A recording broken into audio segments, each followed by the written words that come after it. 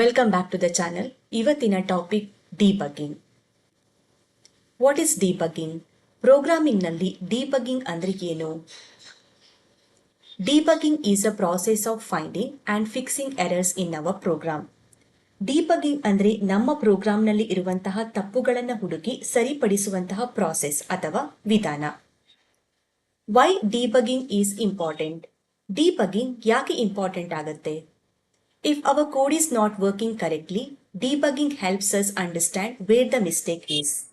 ನಮ್ಮ ಕೋಡ್ ಸರಿಯಾಗಿ ಕೆಲಸ ಮಾಡದೇ ಇದ್ದಾಗ ಎಲ್ಲಿ ತಪ್ಪಾಗಿದೆ ಅನ್ನೋದನ್ನ ತಿಳ್ಕೊಳ್ಳೋದಕ್ಕೆ ಡಿಬಗ್ಗಿಂಗ್ ನಮಗೆ ಹೆಲ್ಪ್ ಮಾಡುತ್ತೆ.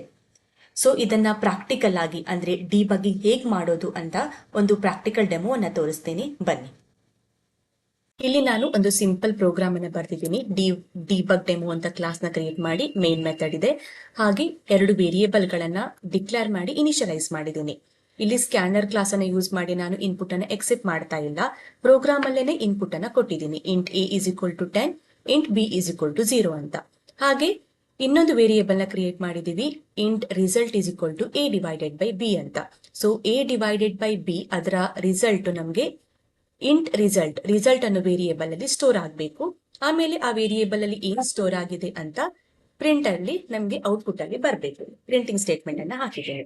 ಸೊ ರಿಸಲ್ಟ್ ಅಲ್ಲಿ ಏನಿದೆ ಅನ್ನೋದು ನಮಗೆ ಔಟ್ಪುಟ್ ಬರಬೇಕು. ಇದು ಸಿಂಪಲ್ ಪ್ರೋಗ್ರಾಮ್. ನಾವು ನಾರ್ಮಲ್ ಆಗಿ ಏನ್ ಮಾಡ್ತೀವಿ, ಈ ತರ ಪ್ರೋಗ್ರಾಮ್ ಅನ್ನ ಬರೆದು ರನ್ ಮಾಡ್ತೀವಿ ಅಲ್ವಾ? ಸೊ ಇಲ್ಲೋಗಿ ನಾನು ಇವಾಗ ರನ್ ಮಾಡ್ತಾ ಇದ್ದೀನಿ. ರನ್ ಮಾಡಿದ್ದೀನಿ, ಎರರ್ ಬರ್ತಾ ಇದೆ. ಎರರ್ ಏನ್ ಬರ್ತಿದೆ ಅಂದ್ರೆ ಅರಿಥ್ಮೆಟಿಕ್ ಎಕ್ಸೆಪ್ಷನ್ ಅಂತ ಒಂದು ಎರರ್ ಬರ್ತಾ ಇದೆ. ಓಕೆನಾ? ಇದಿವಾಗ ಚಿಕ್ಕ ಪ್ರೋಗ್ರಾಮ್, ನಮ್ಗೆ ಎರರ್ ಎಲ್ಲಿ ಅನ್ನೋದನ್ನ ಈಸಿಯಾಗಿ ಫೈಂಡ್ ಔಟ್ ಮಾಡ್ಕೋಬಹುದು. ಬಟ್ ದೊಡ್ಡ ಪ್ರೋಗ್ರಾಮ್ಗಳಿದ್ದಾಗ ಫೈಂಡ್ ಔಟ್ ಮಾಡೋದಕ್ಕೆ ಕಷ್ಟ ಆಗತ್ತೆ. ಆವಾಗ ನಾವು ಡಿಬಗ್ಗಿಂಗ್ ಕಾನ್ಸೆಪ್ಟ್ ಅನ್ನ ಯೂಸ್ ಮಾಡ್ತೀವಿ. ಸೊ ಡಿಬಗ್ಗಿಂಗ್ ಅನ್ನ ಯಾಕೆ ಯೂಸ್ ಮಾಡ್ತೀವಿ? ನಮ್ಮ ಪ್ರೋಗ್ರಾಮ್ ನಲ್ಲಿ ಏನೋ ಮಿಸ್ಟೇಕ್ ಇದೆ, ಆ ಮಿಸ್ಟೇಕ್ ಎಲ್ಲಿದೆ ಅನ್ನೋದನ್ನ ಫೈಂಡ್ ಔಟ್ ಮಾಡ್ಬಿಟ್ಟು ಆಮೇಲೆ ಅದಕ್ಕೆ ಒಂದು ಸೊಲ್ಯೂಷನ್ ಅನ್ನ ಹುಡುಕ್ತೀವಿ ಅಲ್ವಾ? ಸೊ ಇವಾಗ ನಾನು ಈ ಒಂದು ಪ್ರೋಗ್ರಾಮ್ ಅನ್ನ ಡಿಬಗ್ ಮಾಡಬೇಕು ಅಂದ್ರೆ ಮೊದಲು ಬ್ರೇಕ್ ಪಾಯಿಂಟ್ ಅನ್ನ ಹಾಕಬೇಕು. ಬ್ರೇಕ್ ಪಾಯಿಂಟ್ ಅನ್ನ ಎಲ್ಲಿ ಹಾಕಬೇಕು ಅನ್ನೋದನ್ನ ನಾವೇ ಡಿಸೈಡ್ ಮಾಡ್ಕೋಬೇಕು. ಸದ್ಯಕ್ಕೆ ನಾನು ಇದು ಚಿಕ್ಕ ಪ್ರೋಗ್ರಾಮ್ ಆಗಿರೋದ್ರಿಂದ ಸ್ಟಾರ್ಟಿಂಗ್ ಅಲ್ಲೇನೆ ಈ ಪಬ್ಲಿಕ್ ಆದ ಕೂಡ್ಲೇನೆ, ಮೇನ್ ಮೆಥಡ್ ಆದ ಕೂಡ್ಲೇನೆ ಇಲ್ಲಿ ಬ್ರೇಕ್ ಪಾಯಿಂಟ್ ಅನ್ನ ಹಾಕ್ತೀನಿ. ಬ್ರೇಕ್ ಪಾಯಿಂಟ್ ಅನ್ನ ಹಾಕೋದು ಹೇಗೆ?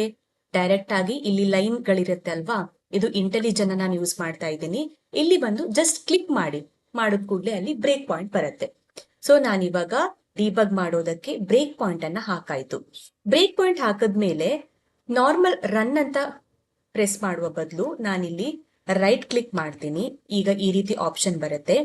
ನಾರ್ಮಲ್ ಆಗಿ ನಾವು ರನ್ ಮಾಡ್ತೀವಿ, ಬಟ್ ಡಿಬಗ್ ಮಾಡ್ಬೇಕಾದ್ರೆ ಡಿಬಗ್ ಅಂತ ಮಾಡ್ಬೇಕು. ಸೊ ಡಿಬಗ್ ಅನ್ನ ಕ್ಲಿಕ್ ಮಾಡಿದೆ.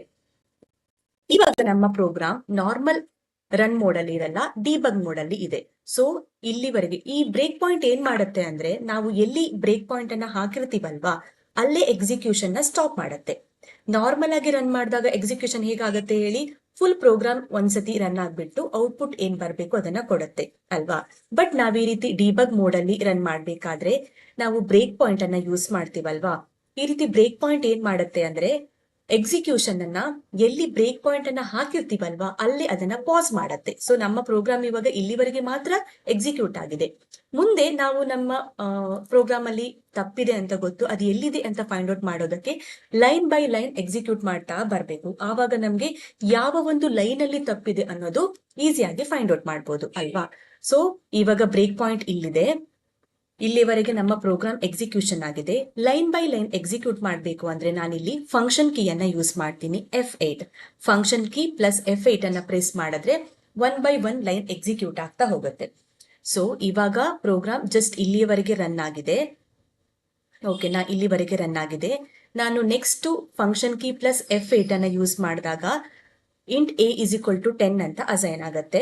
ಸೊ ನಾನಿವಾಗ ಫಂಕ್ಷನ್ ಕೀನ ಪ್ರೆಸ್ ಮಾಡ್ತಾ ಇದ್ದೀನಿ. ಡಿಬಗ್ ಮಾಡ್ತಾ ಇದೀವಿ ಇವಾಗ ನಾವು ಲೈನ್ ಬೈ ಲೈನ್. ಸೊ ನೋಡಿ, int a is equal to 10 ಅಂತ ಅಸೈನ್ ಆಯ್ತು. ಇದು ಫಸ್ಟ್ ಲೈನ್, ಈ ಲೈನ್ ಎಕ್ಸಿಕ್ಯೂಟ್ ಆಗಿದೆ. ಇವಾಗ ಮತ್ತೊಂದು ಲೈನ್ ಎಕ್ಸಿಕ್ಯೂಟ್ ಮಾಡಬೇಕು, int b is equal to 0 ಮಾಡಬೇಕು ಅಂದ್ರೆ ನಾನು ಮತ್ತೊಮ್ಮೆ F8 ಅನ್ನ ಪ್ರೆಸ್ ಮಾಡ್ತೀನಿ. ಇವಾಗ b is equal to 8 ಆಯ್ತು ಅಲ್ವಾ? ಈ ಲೈನ್ ಎಕ್ಸಿಕ್ಯೂಟ್ ಆಯ್ತು. ಇವಾಗ ಮತ್ತೊಮ್ಮೆ ಈ int result is equal to a divided by b, ಆ ಲೈನ್ ಎಕ್ಸಿಕ್ಯೂಟ್ ಆಗಬೇಕು ಅಂದ್ರೆ ಮತ್ತೊಮ್ಮೆ F8 ಮಾಡಬೇಕು. ಈ ರೀತಿ 1 by 1 ಲೈನ್ ಅನ್ನ ಎಕ್ಸಿಕ್ಯೂಟ್ ಮಾಡ್ತಾ ಹೋಗ್ಬೇಕು ಅಂದ್ರೆ ನಾನು ಫಂಕ್ಷನ್ ಕೀ F8 ಅನ್ನ ಪ್ರೆಸ್ ಮಾಡ್ತಾ ಹೋಗ್ಬೇಕು. ಸೊ ನಾನಿವಾಗ ಇವೆರಡು ಲೈನ್ ನ ನೋಡಿದ್ವಲ್ವಾ ನಾವು line by line A is equal to 10 ಆಯ್ತು, B is equal to 0 ಆಯ್ತು. ಇವಾಗ ಈ ಲೈನ್ ನೋಡ್ಬೇಕು. ಸೊ F8 ಅನ್ನ ಪ್ರೆಸ್ ಮಾಡ್ತಾ ಇದ್ದೀನಿ. ಇವಾಗ ನನಗೆ ಎರರ್ ಬಂತು ನೋಡಿ. ಆವಾಗ ನಾವು ನಾರ್ಮಲ್ ಆಗಿ ರನ್ ಮಾಡಿದಾಗಲೂ ಕೂಡ ಎರರ್ ಬಂದಿತ್ತು. ಇವಾಗ್ಲೂ ಅದೇ ಎರರ್ ಸೇಮ್ ಎರರ್ ಬರ್ತಾ ಇದೆ, ಅರಿಥ್ಮೆಟಿಕ್ ಎಕ್ಸೆಪ್ಷನ್ ಅಂತ ಬರ್ತಾ ಇದೆ. ಸೊ ನಾರ್ಮಲ್ ಆಗಿ ರನ್ ಮಾಡಿದಾಗ ಏನು ಎರರ್ ಬಂದಿತ್ತು, ಬಟ್ ಎಲ್ಲಿ ಅನ್ನೋದು ನಮಗೆ ಗೊತ್ತಾಗಿಲ್ಲ. ಆದ್ರೆ ಇವಾಗ ನಾವು ಲೈನ್ ಬೈ ಲೈನ್ ಎಕ್ಸಿಕ್ಯೂಟ್ ಮಾಡ್ತಿರೋದ್ರಿಂದ ಡಿಬಗ್ ಕಾನ್ಸೆಪ್ಟ್ ಅನ್ನ ಯೂಸ್ ಮಾಡಿಕೊಂಡು ಬ್ರೇಕ್ ಪಾಯಿಂಟ್ ಅನ್ನ ಹಾಕಿ ಲೈನ್ ಬೈ ಲೈನ್ ಎಕ್ಸಿಕ್ಯೂಟ್ ಮಾಡಿರೋದ್ರಿಂದ ನಮ್ಗೆ ಎಲ್ಲಿ ಎರರ್ ಇದೆ ಅನ್ನೋದು ಗೊತ್ತಾಯ್ತು ಅಲ್ವಾ. ಸೊ ಈ ಒಂದು ಪರ್ಟಿಕ್ಯುಲರ್ ಪಾಯಿಂಟ್ ಅಲ್ಲಿ ಎರರ್ ಬರ್ತಾ ಇದೆ ಅನ್ನೋದು ನಮ್ಗೆ ಗೊತ್ತಾಯ್ತು. ಸೊ ಡಿಬಗ್ ಕಾನ್ಸೆಪ್ಟ್ ಅನ್ನ ಯಾಕೆ ಯೂಸ್ ಮಾಡ್ತೀವಿ? ನಮ್ಮ ಪ್ರೋಗ್ರಾಮ್ ನಲ್ಲಿ ಏನಾದ್ರೂ ತಪ್ಪುಗಳಿದ್ರೆ ಆ ತಪ್ಪು ಎಲ್ಲಿದೆ ಅನ್ನೋದನ್ನ ಫೈಂಡ್ ಔಟ್ ಮಾಡೋದಕ್ಕೆ. ಸೊ ನಾವಿವಾಗ ಎಲ್ಲಿದೆ ಅನ್ನೋದನ್ನ ಫೈಂಡ್ ಔಟ್ ಮಾಡಿದ್ವಿ.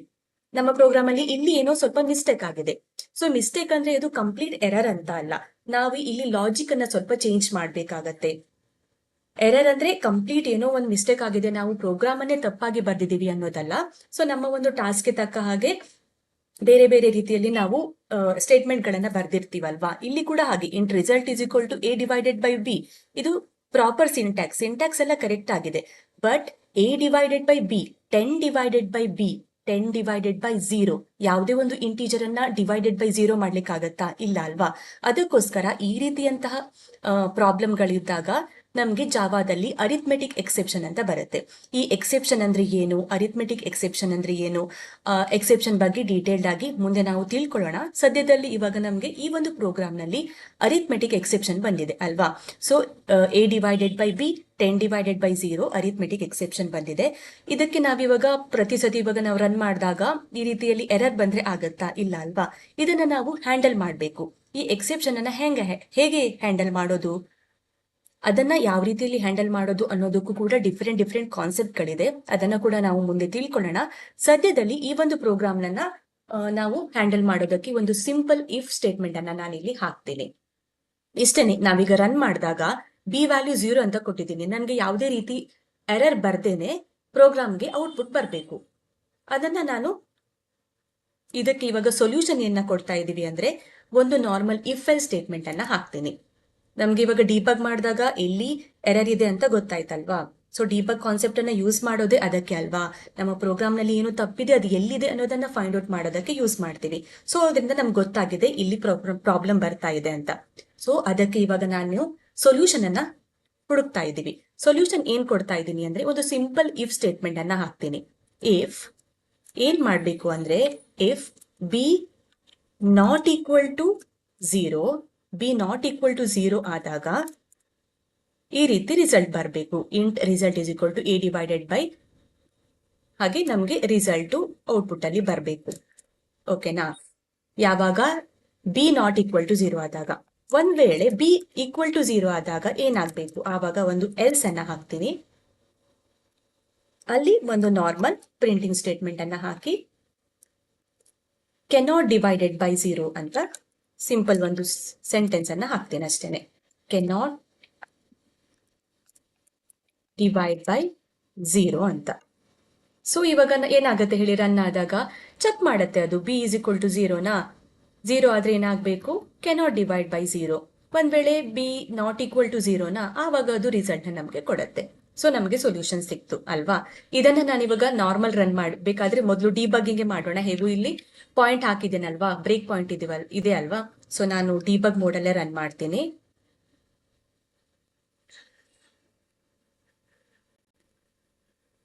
ಓಕೆ.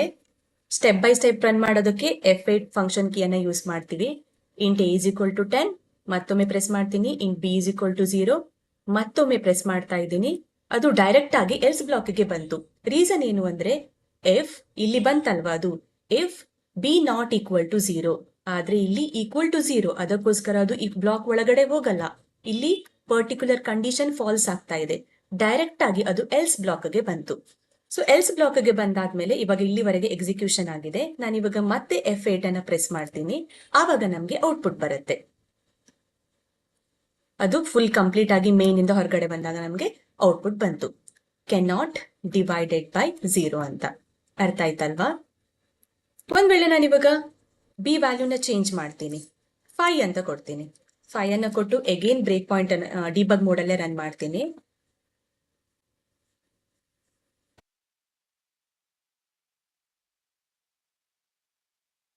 ಸೊ F8 ಕೊಡ್ತಾ ಇದ್ದೀನಿ, ಎಕ್ಸಿಕ್ಯೂಷನ್ ಇಲ್ಲಿವರೆಗೆ ಆಗಿದೆ. ನೆಕ್ಸ್ಟ್ F8 ಕೊಡ್ತಿದ್ದೀನಿ, A is equal to 10, ಮತ್ತೊಮ್ಮೆ B is equal to 5. ಇಲ್ಲಿ ಇವಾಗ ಈ ಬ್ಲಾಕ್ ಒಳಗಡೆ ಬರುತ್ತೆ. ನಾನು ನೆಕ್ಸ್ಟ್ ಇದು ಕೊಟ್ಟಾಗ yes, result A is equal to 10, B is equal to 5 ಆಗಿದೆ. A ಡಿವೈಡೆಡ್ ಬೈ B ಮಾಡಿ ನೆಕ್ಸ್ಟ್ ಸ್ಟೇಟ್ಮೆಂಟ್ ಅಲ್ಲಿ ನಮಗೆ ಔಟ್ಪುಟ್ ಅನ್ನ ಕೊಡ್ತಾ ಇದೆ. ರಿಸಲ್ಟ್ 2 ಅಂತ ಬಂತು. ಮತ್ತೆ F8 ಮಾಡಿದ್ರೆ ಏನಾಗುತ್ತೆ, ಎಲ್ಸ್ ಅಲ್ಲಿ ಅದು ಬರೋ ಹಾಗಿಲ್ಲ. ಡೈರೆಕ್ಟ್ ಆಗಿ ಜಸ್ಟ್ 1 by 1 ಲೈನ್ ಹೋಗ್ತಾ ಹೋಗಿ ಎಂಡ್ ಅಲ್ಲಿ ನಮಗೆ ಔಟ್ಪುಟ್ ನ ಕನ್ಸೋಲ್ ಅಲ್ಲಿ ಕೊಡುತ್ತೆ. ಎಷ್ಟು ಬಂತು ನಮಗೆ ಔಟ್ಪುಟ್? 10 ಡಿವೈಡೆಡ್ ಬೈ 5 ಅಂದ್ರೆ 2. ಅರ್ಥ ಆಯ್ತಲ್ವಾ? ಸೊ ನಾನು ಇವಾಗ ಬ್ರೇಕ್ ಪಾಯಿಂಟ್ ಅನ್ನ ರಿಮೂವ್ ಮಾಡ್ಬೇಕಂದ್ರೆ ಮತ್ತೆ ಅಲ್ಲಿ ಕ್ಲಿಕ್ ಮಾಡ್ತೀನಿ. ಒಂದು ಕ್ಲಿಕ್ ಕೊಟ್ರೆ ರಿಮೂವ್ ಆಗುತ್ತೆ. ಸೊ ನಾರ್ಮಲ್ ಆಗಿ ಮತ್ತೆ ನಾನು ರನ್ ಮಾಡ್ಬೋದು. ಡಿಬಗ್ ಮೋಡ್ ಅಲ್ಲಿ ಅಲ್ಲ, ಡಿಬಗ್ ಮೋಡ್ ಅಲ್ಲಿ ರನ್ ಮಾಡ್ಬೇಕಂದ್ರೆ ಬ್ರೇಕ್ ಪಾಯಿಂಟ್ ಅನ್ನ ಹಾಕ್ಲೇಬೇಕು.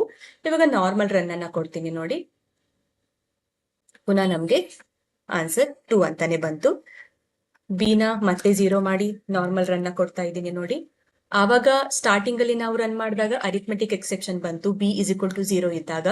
ಇವಾಗ ಮತ್ತೆ ನಾರ್ಮಲ್ ರನ್ ಅನ್ನ ಮಾಡ್ತಾ ಇದ್ದೀನಿ. ಇವಾಗ ಏನಾಗ್ತಿದೆ, ನಮ್ಗೆ ಯಾವುದೇ ರೀತಿ ಎಕ್ಸೆಪ್ಷನ್ ಬರ್ತಾ ಇಲ್ಲ. ಕೆನ್ ನಾಟ್ ಡಿವೈಡ್ ಬೈ 0 ಅಂತ ಬರ್ತಾ ಇದೆ. ಅರ್ಥ ಆಯ್ತಲ್ವಾ? ಡಿಬಗ್ಗಿಂಗ್ ಅಂದ್ರೆ ಏನು, ಅದನ್ನ ಯಾಕೆ ಯೂಸ್ ಮಾಡ್ತಾರೆ, ಹೇಗೆ ಯೂಸ್ ಮಾಡೋದು ಅಂತ. ಸೊ ಈ ಒಂದು ವಿಡಿಯೋ ನಿಮ್ಗೆಲ್ಲರಿಗೂ ಹೆಲ್ಪ್ ಆಗಿದೆ ಅಂತ ಅನ್ಕೊಂಡಿದ್ದೀನಿ. Thank you. Happy learning.